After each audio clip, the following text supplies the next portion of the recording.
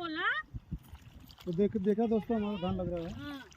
खेतों में धान लगाओ थी हमें, बस अब लगाओ थे। बस भाई लगाओ भाई अपना तो गले पिया पुरानी बानी जिया जिया के गइले ना, एक हरिया सुगना जिया के गइले ना, एक हरिया सुगना जिया के गइले ना, एक हरिया सुगना जिया के गइले ना, एक हरिया सुगना जिया के गइले ना, के मंगई सुगना दूधा